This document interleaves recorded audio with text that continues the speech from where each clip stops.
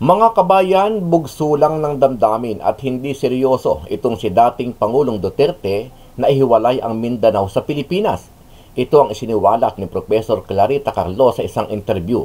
Sabi ni Carlos, ayaw talaga ni PRRD nang sinasakal siya kahit noong mayor pa siya.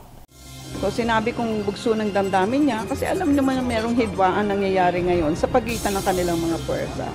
So I'm sure, pero sabi ko nga hindi na bago ito kasi nung mayor pa lang siya ay ayaw na talagang sinasakal siya ng central government na based here in Manila. Maging si dating spokesperson ni PRRD na si Atty. Harry Roque ay naniniwalang dahil lang sa frustration ni PRRD kaya nasabi niya ito. Kaya naman dapat daw ay tigilan na ito ng mga sumasakay sa issue dahil hindi naman seryoso ang dating Pangulo sa kanya mga nagiging pahayaga. Alam mo, yung secession naman, frustration lang ni Presidente Duterte na ang gulo-gulo ng mga politiko ngayon sa Luzon. Diba? Talaga naman gulo-gulo, yung pirma, na binibili ang mga pirma, yung panlilinlang. Kaugnay naman sa issue ng umano'y pag-aresto ng ICC sa dating Pangulo, sinabi ni Carlos na naniniwala siyang walang magaganap na arestuhan dahil si PBBM na mismo ang nagpahayag nito na hindi niya papayagan na makapasok ang ICC sa bansa. Unang-una nag-iimbestiga pa lang yung ICC at nagbigay na ng order si President Bongbong nang walang ipag-cooperate dito, no? Kasi intrusion yan sa ating sovereignty. So ano yung sinasabing arrest warrant? Kung matatandaan, sinabi ng Makabayan Black Party List sa pangunguna ni Arlene Brosas na dumarami ang mga Pinoy na gusto at naniniwalang dapat ay magkaroon ng investigasyon ang ICC at maparusahan itong si PRRD dahil sa kanyang drug war campaign at uplantukhang noong siya pa ang Pangulo ng bansa. Ibig sabihin po, nag-iiba na ang configuration ng mga nagaganap ngayon. Mas ngayon, nakabukas ang taong bayan na papanagutin itong gumawa ng isang polisiya na nagresulta ng napakaraming pagpatay. Ipinagtanggol naman ni Atty. Harry Roque ang pahayag ni Brosas. Sabi ni Roque, maraming taga-suporta si Duterte, partikular sa Davao at hindi sila papayag na maaresto ang dating Pangulo. Ito, posibilidad pa lang. Pero nakita nyo na ang dami nagkomento sa internet na hindi nila papayagang maaresto ang mga Duterte. Samantala, inakusahan naman ng Makabayan Black ang PNP sa pangunguna ni Raul Manuel. Sabi ni Manuel, double standard ang PNP matapos ang pahayag nito na hindi sila papayag at hindi sila makikipag-coordinate sa ICC kung sakali man na maglabas ng warrant of arrest ang ICC laban dito kay dating Pangulong Duterte.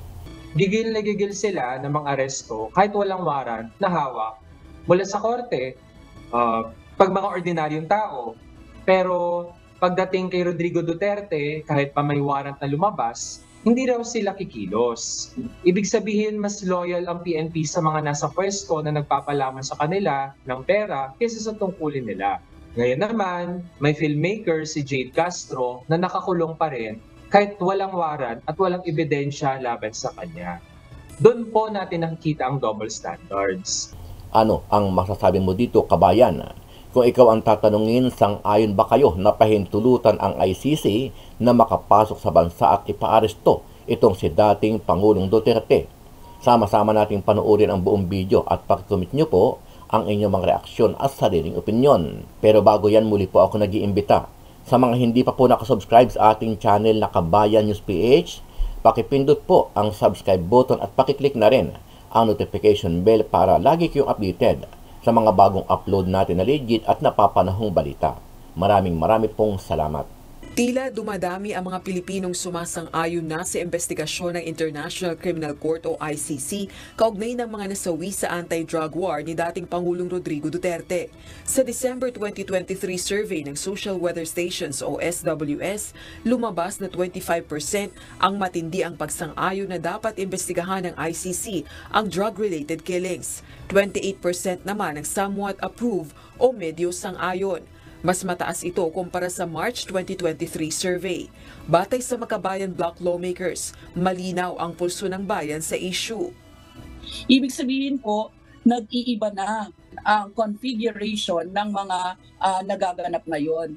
Mas ngayon, nakabukas ang taong bayan na papanagutin itong gumawa ng isang polisiya na nagresulta ng napakaraming pagpatay.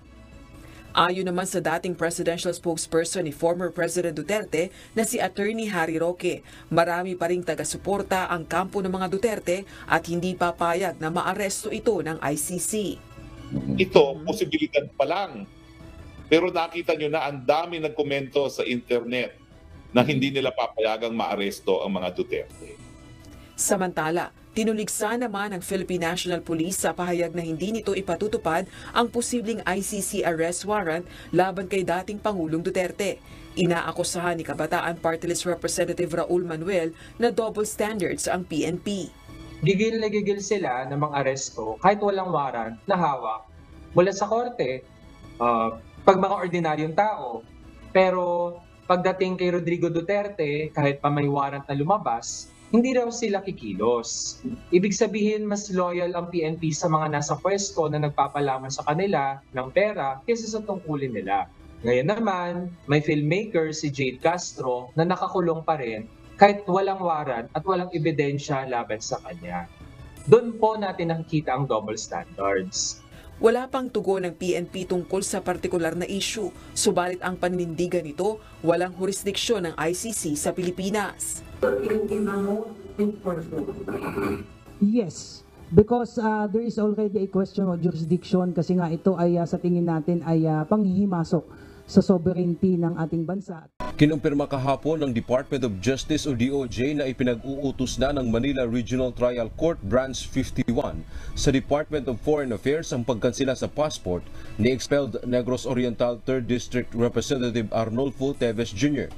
Sa gitna ito ng mga kasong murder na isinampa laban sa napatagsik na kongresista kaugnay ng pagkamatay ni Negros Oriental Governor Ruel Digamo at iba pa noong nakaraang taon at ng pagdeklara sa kanya ng pamahalaan bilang terorista.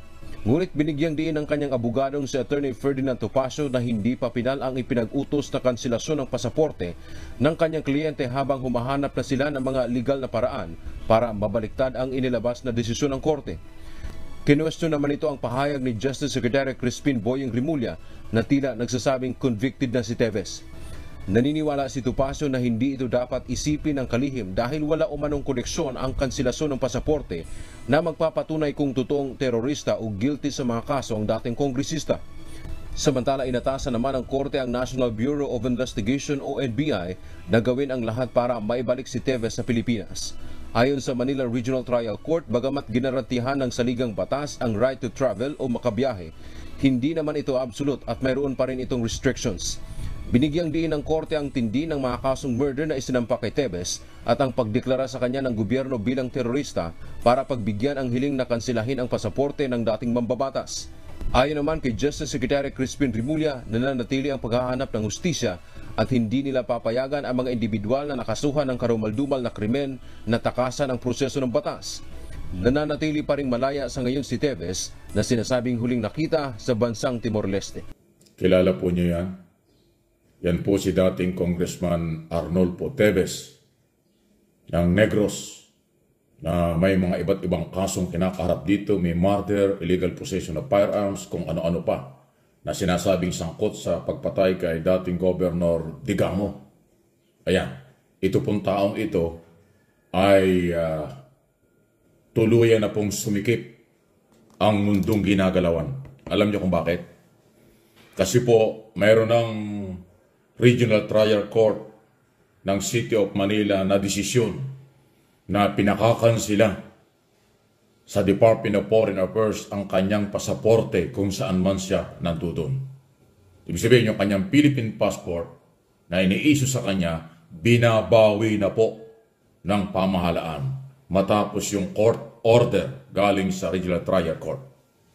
So, ibig sabihin nito yung travel right, yung kanyang karapatan sa pagta-travel ay inaalis na kay dating Congressman Teves.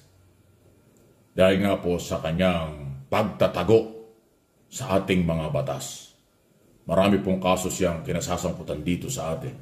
Idiniklara na nga po ng pamahalaan na terrorist, yan si Teves. So dahil dyan, pag kinansil ang pasaporte, ay alam naman natin, Alam po ninyo, doon sa hindi nagbibiyahe, ang passport ay international ID ng isang tao. Kahit anong lahi, kailangan may passport para kung ikaw sitahin, malaman kung anong status mo, ano ka doon, turista o kapitalista o kung ano man, yun ang identification ng passport kung sino ka at taga saan ka. Dahil dyan, mawawala na. Kasi pag na-cancel yan, di ka na pwedeng mag-travel. Mapipilitan na siyang umuwi at harapin ang mga batas at kanyang mga kaso na nakapile sa korte. Napakarami pong kaso niya. Dating Congressman Arne Tevez. Yan ho'y tinanggal sa Kongreso dahil sa hindi niya pagpasok at kawalan ng respeto. So marami ho siyang kinakaharap. Ingala nakakalungkot dito sa atin, bakit ba yung malalaking tao, kapag ka may kaso, may warrant of arrest, hirap na hirap mahuli. Nakakapagtago sila. Ang dami hong mga personalidad dito sa atin na nagkaroon ng kaso, nagkaroon ng warrant of arrest, pero pag nakulong, VIP treatment. Hindi kasama sa mga municipal, city, and provincial jail. Laging VIP treatment. Kaya na nakakalungkot. Dito talaga sa atin ay mahina, mabagal, at napakahirap maghanap ng katarungan o hustisya.